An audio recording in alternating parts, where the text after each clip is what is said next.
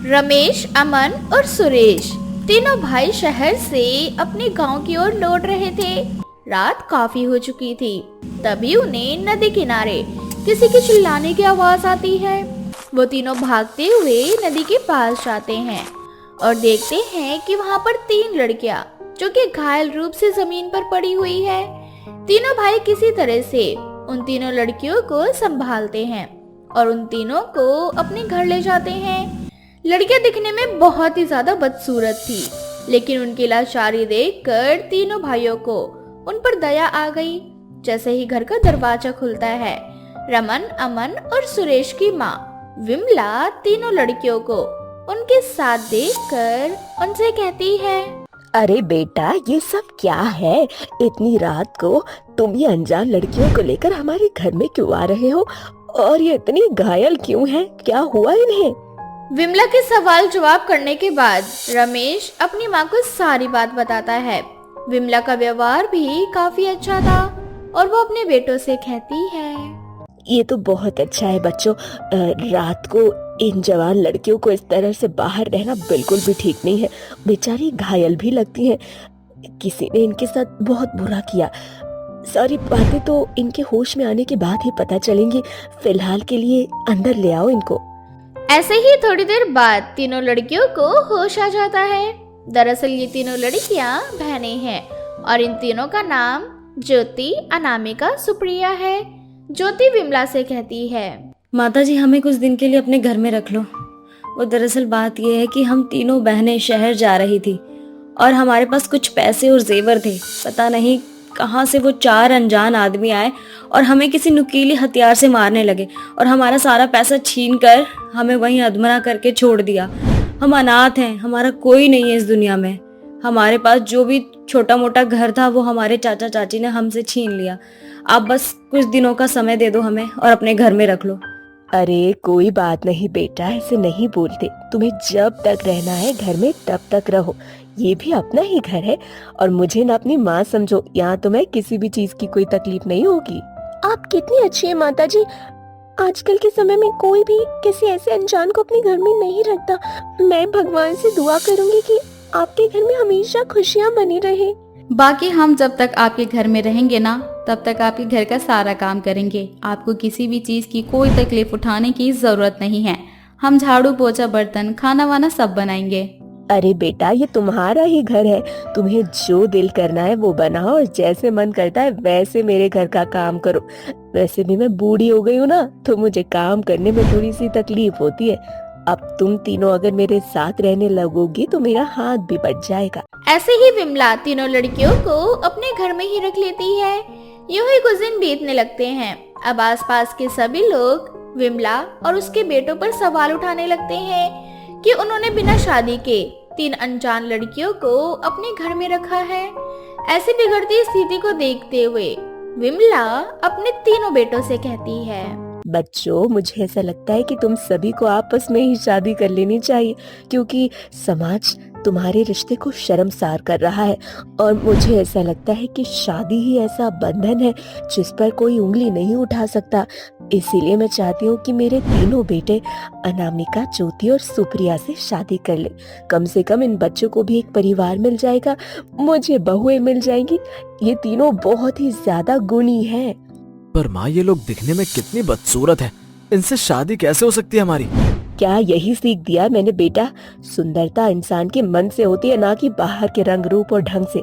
तुम खुद सोचो, जब से ये तीनों लड़कियां हमारे घर आई हैं तब से हमारे घर में कितना खुशनुमा माहौल हो गया है। हर तरफ चहल पहल रहती है और ये व्यवहार से कितनी अच्छी है। मुझे हमेशा आराम करने के लिए कहती हैं। आए दिन तो मेरी सेवा करती हैं, और क्या चाहिए। आपने बिल्कुल सही बोला माँ। मैं शादी के लिए तैयार हूँ। मुझे कोई दिक्कत नहीं है, मैं शादी कर लूंगा। इस तरह से तीनों बेटे उन तीनों लड़कियों से शादी करने के लिए तैयार हो जाते हैं। अब पूरे गांव में विमला के बेटों की शादी की चहल पहल उठ जाती है। विमला अपने बेटों की शादी बहुत ही धूमधाम से करना चाहती थी, लेकिन गरीबी में उसका ये अरमान शायद पूरा होने में समय ले रहा था। वह बहुत ही ज्यादा परेशान थी। तभी ज्योति वहां आती है और ज्योति कहती है, माँ जी, आप अगर मेरी बात मानो तो हमारी शादी ना किसी मंदिर में कर दो। जब घर की आर्थिक हालत ठीक हो जाएगी उसके बाद हम गांव वालों को दावत दे देंगे। बात तो तेरी बिल्कुल सही है ज्योति। मैं सोचती हूँ इस बारे में, क्योंकि अभी तो पैसे नहीं है घर पर कि मैं अच्छे से तुम सभी की शादी करवा पाऊँ। मैं सोच रही थी कि साधारण रूप से ही तुम्हारी शादी करवा दूं, उसके बाद अच्छे से दावत दूंगी सबको। ज्योति के कहने पर विमला अपने बच्चों की शादी साधारण रूप में मंदिर में जाकर करवा देती है। शादी करवाने के कुछ दिन बाद विमला की जिंदगी में जैसे अचानक समय ने काया पलट दिखा दी। ये सब देखकर विमला को बिल्कुल भी समझ में नहीं आ रहा था कि ये सब क्या हो गया। दरअसल विमला का घर एक झोपड़पट्टी से बदलकर बंगले में बदल जाता है, तो वहीं दूसरी तरफ उसके घर में बहुत सारे पैसे, जेवर और जरूरत का सारा सामान था। ये देखकर विमला बहुत ही ज्यादा परेशान थी कि आखिर ये सब कैसे हुआ। तभी वहाँ ज्योति, अनामिका, सुप्रिया आती है और वो तीनों अपने जल परी वाले अवतार में आ जाती है। ये देखकर विमला बहुत डर जाती है। माँ जी, आप ना घबराओ नहीं, हम आपको पूरी सच्चाई बताते हैं। माँ जी, दीदी ना बिल्कुल सही बोल रही है। दरअसल बात यह है कि बहुत समय पहले हम भी बहुत ज्यादा सुंदर हुआ करते थे और कहीं ना कहीं हमें अपनी सुंदरता पर बड़ा घमंड था। इसीलिए एक बार जंगल में एक ऋषि मुनि जा रहे थे। वो दिखने में बहुत ही ज्यादा बदसूरत थे, इसीलिए हम तीनों बहनों ने उनका मजाक बनाना शुरू कर दिया और ये देखकर ऋषि मुनि ना नाराज हो गए और उन्होंने हमें श्राप दे दिया और हम तीनों को जलपरी बना दिया। अब साधारण इंसान से हम जलपरी बन चुके थे। जलपरी बनने के बाद हम सांस लेने में हमें तकलीफ हो रही थी और पानी में रहने पर हमें बहुत ज्यादा डर लग रहा था। जीवन जीना जैसे कि 2 बार हो चुका था। तब हमने ऋषि मुनि से माफी मांगी। तब जाकर ऋषि मुनि ने हमें एक श्राप मुक्ति का उपाय बताया। उन्होंने कहा कि जब कोई भी इंसान हमें बिना किसी स्वार्थ के अपनाएगा, उस दिन हम जलपरी से एक साधारण लड़की के रूप में आ जाएंगे और कहीं ना कहीं आप लोगों की वजह से ही हम अब ठीक हो चुके हैं। आप लोगों ने बिना किसी स्वार्थ के हमें इस घर में रखा और आपने अपने बेटों से हमारी शादी करवाई। अब हम जलपरी के श्राप से मुक्त हो गए हैं, एक साधारण लड़की में बदल चुके हैं। अब हम तीनों आपकी साधारण बहू हैं। और माँ जी, आप ना हमें माफ करना। इस श्राप मुक्ति के लिए हमने आपसे झूठ बोला और झूठ का सहारा लेकर हम इस घर में आए। इस तरह से विमला इस सच्चाई के साथ अपनी तीनों बहुओं को स्वीकार कर लेती है और अपने जीवन में हंसी खुशी आगे बढ़ती है। अनीता बहुत ही मेहनती औरत थी। वह अपना घर परिवार चलाने के लिए मेहनत मजदूरी का काम करती थी। तो वहीं दूसरी तरफ उसका पति विनोद, जो कि एक नंबर का नशेड़ी किस्म का व्यक्ति था, वो हमेशा नशे में धुत रहता था। ऐसे ही एक सुबह अनीता बड़े ही प्यार से विनोद से कहती है, देखिए अभी इस समय आप नशे में नहीं हैं और यही समय है कि हम अपने घर की आर्थिक स्थिति को देखते हुए आपस में बात कर ले, ताकि आने वाले समय में हम अपने घर के खर्च और बचत को लेकर सोच सके। मुझे ये समझ नहीं आता कि अगर आप इस तरह से इतना पिएंगे तो कैसे काम चलेगा। आप घर से बाहर काम करने के लिए नहीं जाते। लोगों के पति अपनी पत्नी के साथ मिलकर 2 पैसे बचाने की कोशिश करते हैं। देख अनीता, मैं जानता हूँ कि मेरे होते हुए तुझे बाहर काम करने के लिए जाना पड़ता है, लेकिन मैं क्या करूँ। जो काम करना चाहता हूँ वो काम मुझे मिल नहीं रहा और इसी सदमे में आकर मैं दारू पी लेता हूँ। अगर जो काम आप करना चाहते हैं वो काम आपको नहीं मिला तो इसका मतलब ये नहीं ना कि आप दारू पी लो, नशे में रहो, मुझे मारो पीटो। ये सब करने से अगर घर की स्थिति ठीक हो जाती तो काम करने की जरूरत नहीं थी। आप दारू ही पियो। देख, मैं जानता हूँ कि तू परेशान है, लेकिन मैं भी कुछ सोच रहा हूँ कि कुछ ऐसा काम करूँ जिससे एकदम से अमीर हो जाऊं, और यही करने के फिराक में मेरा दिमाग घूमता रहता है यहाँ वहाँ। देखो, एकदम से तो कोई अमीर नहीं बनता ना, उसके लिए मेहनत करनी पड़ती है, तपस्या करनी पड़ती है, और आप कुछ भी नहीं करते। सारा दिन आलसी इंसान की तरह दारू पीकर पड़े रहते हो और जब मैं आपको कुछ कहती हूँ तो उल्टा मुझे ही मारने पीटने लगते हो। ऐसे घर में आपकी कभी लक्ष्मी नहीं आएगी, क्योंकि आप अपने ही घर में अपनी ही लक्ष्मी का अपमान करते हो। माफ कर दे यार, अब कितना सुनाएगी मुझे। चल अब काम पर जा तू, तेरे जाने का समय हो गया। बाकी थोड़ी देर में मैं भी निकलता हूँ और देखता हूँ कि मुझे कुछ मिल जाए जिसमें मैं तेरा साथ दे पाऊँ।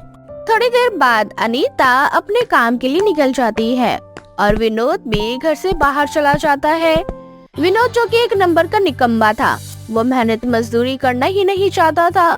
उसे सिर्फ एक बहाना था कि वो गम में दारू पीता है। ऐसे ही थोड़ी देर बाद विनोद के पास एक आदमी आता है। विनोद अपना सारा दुख उस आदमी को बताता है। जिसके बाद वो आदमी विनोद से कहता है, देख भाई विनोद, तू अपना बचपन का यार है, इसलिए ये बात मैं तुझे बता रहा हूँ, वरना मैं किसी को ये सारी बातें नहीं बताता। मैं जानता हूँ कि तेरे घर की आर्थिक हालत बहुत ज्यादा बुरी हो गई है। अगर तू सच में बहुत ही कम समय में अमीर बनना चाहता है तो मेरे साथ चल। वहाँ आए बाबा हैं जो कुछ उपाय बताएंगे। वो उपाय करने के बाद ना तू कुछ ही समय में अमीर बन जाएगा। क्या सच में ऐसा हो सकता है? अरे हाँ भाई, हो सकता है। एक बार चल कर तो देख, अगर तुझे ठीक न लगे तो मत करना वो उपाय। विनोद उस आदमी की बात में आकर उस बाबा के पास जाता है। वहाँ जाने के बाद विनोद अपनी सारी बात बाबा को बताता है, जिसके बाद बाबा विनोद से कहती हैं, देख बच्चा, हम जानते हैं कि तू बहुत ही ज्यादा परेशान है और तेरी परेशानी का एक ही इलाज है, बलि। क्या बलि? हाँ, तुझे बलि देनी पड़ेगी, और वो भी अपनी पत्नी की, क्योंकि तेरी पत्नी लक्ष्मी नहीं बल्कि कुलक्ष्मी है। वो जब से तेरे जीवन में आई है तब से तेरे जीवन में लक्ष्मी आना बंद हो गई है, और तेरी पत्नी ने अपने कदम घर से बाहर निकालकर तेरे जीवन में और अंधकार ही फैला दिया है। इसलिए अगर तू चाहता है कि तू कम समय में अमीर हो तो तुझे अपने घर में पड़े कुलक्षणी की बलि देनी पड़ेगी, और इसके सारे कीमती जेवर और कुछ पैसे इसकी बलि देने के साथ अर्पित करने होंगे। अगर तुम तैयार हो तो मैं पूरी गारंटी लेता हूँ कि तुम सिर्फ एक सप्ताह के अंदर अमीर हो जाओगे। विनोद को कुछ भी समझ में नहीं आ रहा था कि वो क्या करे और ये बाबा क्या कह रहा है। थोड़ी देर बाद विनोद वहाँ से उसी आदमी के साथ घर की ओर निकलता है। तभी वो आदमी उससे कहता है, देख भाई विनोद, मैं जानता हूँ कि तेरे लिए ये सब कुछ आसान नहीं है, पर यकीन मान, इन बाबा का टोटका ना बहुत ही ज्यादा फायदेमंद होता है। और ये बात तो पूरा मोहल्ला जानता है कि जब से तेरी बीवी आई है तब से तेरी जीवन की काया पलट ही बदल गई है। अगर तू इसकी बलि दे देगा तो शायद तेरे जीवन में कुछ तो अच्छा होगा। विनोद बहुत ही ज्यादा असमंजस में आ जाता है। उसे समझ में नहीं आ रहा था कि वो क्या करे। थोड़ी देर बाद विनोद घर चला जाता है, और यही सारी बातें सोचने के बाद विनोद खूब सारी दारू पी लेता है और नशे में हो जाता है। जब अनीता उसे इस तरह से दारू पी कर घर आता देखती है तो वो गुस्से में कहती है, तुम्हें इतना समझाया लेकिन कोई फायदा नहीं हुआ। आखिर तुम्हें करनी तो अपने मन की है। आज वो दिन आ गया है कि मैं तुम्हें अच्छे से सबक सिखाऊं। रुको, आज तो घर में कोई खाना वाना नहीं मिलेगा, बाहर ही रहोगे तुम। विनोद को अनीता के मुंह से ये सारी बातें सुनकर बहुत ही ज्यादा गुस्सा आने लगता है, और वो पास में खड़ा डंडा उठाकर अनीता को बहुत बुरी तरह से मारने लगता है। इस बार अनीता भी विनोद की इस बार को बर्दाश्त नहीं कर पाती, और वो पुलिस में जाकर विनोद के खिलाफ कंप्लेंट दर्ज करवा देती है। जिसके बाद पुलिस विनोद को उठाकर हवालात में डाल देती है। कुछ दिन बाद हवालात में रहने के बाद अनीता खुद विनोद की जमानत करवा कर उसे घर ले आती है। विनोद के अब दिल दिमाग में बस एक ही बात घूम रही थी कि वो कैसे अनीता को रास्ते से हटाए। थोड़ी देर बाद विनोद बाबा से फोन पर बात करता है। बाबा, मैं तैयार हूँ अपनी पत्नी की बलि देने के लिए। कल के कल मैं इसकी बलि देना चाहता हूँ। आप इसकी बलि देने के लिए भले ही मुझे कसाई क्यों न बनना पड़े, इसे मैं अपनी जिंदगी में बिल्कुल भी बर्दाश्त नहीं कर सकता। अनीता विनोद की सारी बातें सुन लेती है और वो समझ जाती है कि जरूर दाल में कुछ न कुछ तो काला है। अनीता बिना कुछ सोचे समझे वो पुलिस को फोन करके बता देती है, और अगले ही दिन विनोद अनीता को बेवकूफ बनाकर उस बाबा के पास ले जाता है। बाबा सबसे पहले अनीता के ऊपर भभूत डालते हैं, तो वही विनोद अनीता का जेवर और कुछ पैसे बाबा को देता है। थोड़ी देर बाद बाबा अनीता के हाथ पैर रस्सी से बांध देता है और उसे लेटा दिया जाता है। अनीता बहुत ही ज्यादा घबराई हुई थी। विनोद, ये रहा वो हथियार जिससे तुझे अपनी कुलक्ष्मी पत्नी की बलि देनी होगी, और इसका धड़ इसके शरीर से अलग करना होगा। उसके बाद ही तू अमीर होगा। विनोद का हाथ कांपने लगता है, लेकिन वो किसी तरह से उस हथियार को उठाता है और अनीता के गर्दन पर मारने ही वाला होता है कि तभी वहाँ पर पुलिस आ जाती है। पुलिस विनोद और बाबा को गिरफ्तार कर लेती है, जिसके बाद विनोद इस पूरे कांड में शामिल उस आदमी का नाम लेता है जो कि उसे उस बाबा के पास ले जाता है। पुलिस तीनों को गिरफ्तार करके सलाखों के पीछे डाल देती है। अनीता की सूझबूझ से उसकी जिंदगी बच जाती है, और उन तीनों को उनके बुरे कर्मों का फल उनको कानून के साथ साथ भगवान जरूर देता है।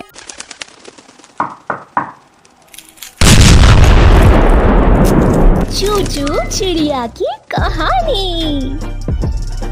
चिंकी चिड़िया जो कि बहुत मेहनती थी, वो घर का सारा काम करने के साथ साथ घर की हर छोटी बड़ी चीज का ध्यान देती। चिंकी अकेले ही घर को चलाया करती। वो एक घर में साफ सफाई का काम करती तो वहीं दूसरी तरफ चिंकी का पति कालू कौवा, जो कि हमेशा दारू पीकर यहाँ वहां पड़ा रहता था और जब भी उसे होश आता चिंकी से मार पीट करके उससे पैसे छीनने की कोशिश करता। ऐसे ही एक दिन चिंकी 2 मुर्गियां लेकर अपने घर आती है, जिनको देखकर मेनका चिंकी की सास उससे कहती है, अरे बहू, ये मुर्गी कहाँ से लेकर आई है? अरे माँ, मेरी सहेली है ना मिनी, उसके पास बहुत सारी मुर्गी थी। आज मैं उसके घर गई तो बस उसने मुझे ये मुर्गियां दे दी। अच्छा, ये 3 मुर्गी बहुत छोटी हैं, इनका खास ध्यान रखना होगा, तब जाकर ये बड़ी होंगी। वैसे जंगली जानवरों से बचा के भी रखना होगा इन्हें, कब इन्हें कौन खा जाए हमें पता नहीं चलेगा। अब माँ जी, जब तक मैं घर पे रहूंगी तब तक मैं इनका ध्यान रख लूंगी। बाकी मेरी गैर मौजूदगी में आप इनका ध्यान रख लेना, क्योंकि मुझे तो काम पर जाना होता है और आपको तो मालूम है अगर मैं काम नहीं करूंगी तो घर का खर्चा कैसे चलेगा। हाँ बहू, ये बात तूने बिल्कुल सही करी। तू बहू नहीं बल्कि बेटा है। तेरी किस्मत बड़ी बेकार है जो तुझे मेरे घर की बहू बनने का नसीब मिला। तेरा पति जो ना तेरी कदर करता है और ना मेरी और ना ही इस घर की, दिन भर दारू पी के यहाँ वहां गिरा रहता है। और एक तू है, घर के साथ साथ हम सब की जिम्मेदारियां भी अकेले निभाती है। माँ, जीवन में सब कुछ नहीं मिलता, जो कुछ मिला है उसी में हंसी खुशी आगे बढ़ो। जो चीज अपनी किस्मत में नहीं है उसके बारे में सोचकर अपने आप को दुखी करना या सामने वाले को दुखी करने में कुछ नहीं रखा। बात तो तूने सही कही बहू, तू सच में बड़ी समझदार है। बहुत अच्छी किस्मत है मेरी जो मुझे तुझ जैसी बहू मिली। चिंकी उन मुर्गियों का खूब ध्यान रखती है। धीरे धीरे वो मुर्गियां बड़ी हो जाती हैं। ऐसे ही एक दिन मुर्गी कुछ अंडे देती है। उन अंडों को देखकर मेनका कहती है, अरे देख बहू, मुर्गी ने अंडे दिए हैं। मैं तो सोच रही हूँ कि आज बहुत दिनों बाद हमें अंडे खाने का मौका मिला है। तू ना कुछ अंडे का आमलेट बना देना और बाकी अंडों को शाम की सब्जी बना देना। माँ जी, आप बहुत सही कह रही हैं। कई दिनों से हमने अच्छा खाना भी नहीं खाया। मैं अभी आपके लिए ऑमलेट बना देती हूँ और शाम को इनकी सब्जी बना दूंगी। हाँ बहू, इन मुर्गियों को भी खाना दे देना, बेचारी आज अंडे दिए, इनका खास ध्यान भी तो रखना जरूरी है ना। चिंकी भी शाम को अंडे की सब्जी बनाती है। कुछ दिनों तक ये सब चलता रहता है। एक दिन कालू दारू पीकर आता है और घर में जो भी पैसे थे उनसे दारू पी जाता है। और जब घर आता तो चिंकी उस पर गुस्सा करते हुए कहती है, अरे ये क्या है, आप रोज रोज एक ही ड्रामा लगा रखा है आपने।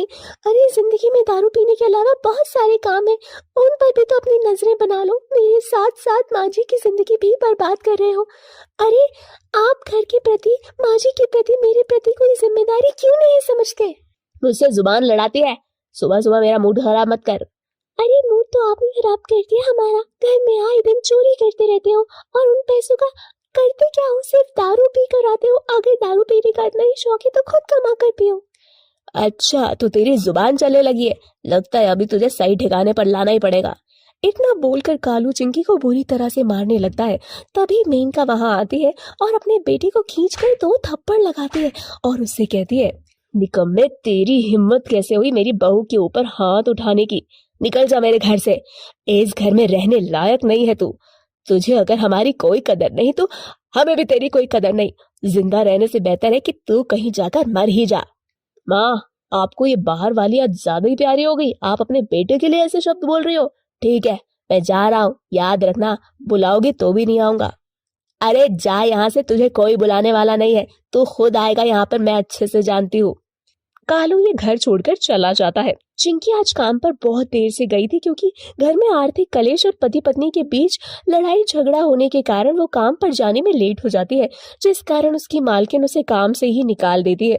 बेचारी उदास होकर घर आती है। तभी मेनका उससे कहती है, क्या हुआ बहू, तू उदास क्यों है? सब ठीक तो है ना? माँ जी, न जाने घर में क्या हो रहा है, मुझे काम से निकाल दिया। समझ नहीं आ रहा कि मैं क्या करूँ। उदास मत हो बहू, कोई ना कोई दूसरा काम देख लेना। इस दुनिया में बहुत से काम है करने के लिए। क्या पता तेरा वहां उतने ही समय का काम करना लिखा था। बाकी तू कल कहीं और जाकर काम देख लेना। अगली सुबह चिंकी यहाँ वहां अपने लिए काम ढूंढने लगती है, लेकिन उसे काम नहीं मिलता। बेचारी थक हार के आती है। घर में उसकी मुर्गियों ने इस बार पहले के मुताबिक दुगने अंडे दिए थे। ये देखकर चिंकी अपनी सास से कहती है, माँ जी, इस बार तो हमारी मुर्गियों ने अंडे ज्यादा दिए। मैं सोच रही हूँ कल मार्केट में हम अंडे बेच कर देखते हैं। अगर अंडे बेचने का दावा मार्केट में लग जाता है तो हम अंडे बेचने का व्यापार करेंगे। फिर मैं धीरे धीरे और मुर्गियाँ ले आऊंगी जिससे बहुत सारे अंडे होंगे और हम अंडों का व्यापार करेंगे। बात तो तेरी बिल्कुल सही है। अपना बिजनेस सबसे बढ़िया होता है। चल, हम अब कल ही अंडे बेचने चलेंगे मार्केट में। अगले दिन चिंकी और उसकी सास दोनों अंडे लेकर मार्केट में अंडे बेचने जाती हैं। उनके अंडे एक ही दिन में सारे बिक जाते हैं। वो दोनों समझ जाते हैं कि अंडों का व्यापार काफी अच्छा चलने वाला है। धीरे धीरे वो दोनों मुर्गियों से और अधिक मुर्गियां पाल लेती हैं। अब उनके पास अंडों का भंडार लग चुका था। धीरे धीरे उनका अंडे का व्यापार बहुत अच्छे से चलने लगता है। मार्केट में अब दोनों सास बहू का नाम हो चुका था। घर की आर्थिक हालत पहले से काफी अच्छी हो चुकी थी। दोनों हंसी खुशी अपने जीवन में आगे बढ़ रही थी। ऐसे ही एक दिन कालू कौआ घर आता है। चिंकी और मेनका से माफी मांगते हुए कहता है, माँ, चिंकी, मुझे माफ कर दो। मुझसे बहुत बड़ी भूल हो गई। आप दोनों से दूर होने के बाद मुझे अपनों की कमी महसूस हुई। मैंने जो भी किया उस सब के लिए आपसे माफी मांगता हूँ। आप दोनों से एक मौका चाहता हूँ। मुझे एक मौका दो, मैं भी आप लोगों के साथ हंसी खुशी आगे बढ़ूं। ये साबित करके दिखाना होगा तुझे। 2 से 3 महीने तक चिंकी और मैं अंडे बेचने के लिए बाजार नहीं जाएंगे। तो खुद बाजार में अंडे बेचने के लिए जाएगा और अगर ये साबित कर दिया तो हम तुझे माफ कर देंगे। कालू को अपनी गलती का एहसास हो जाता है। वो 2-3 महीने तक अकेले अंडे बेचने लगता है। अब तक उसने दारू पीना भी छोड़ दिया था। देखते ही देखते कालू भी इस काम में लग जाता है और रम जाता है। इस तरह वो तीनों मिलकर अपने जीवन में अंडे का व्यापार करते हैं और हंसी खुशी आगे बढ़ते हैं।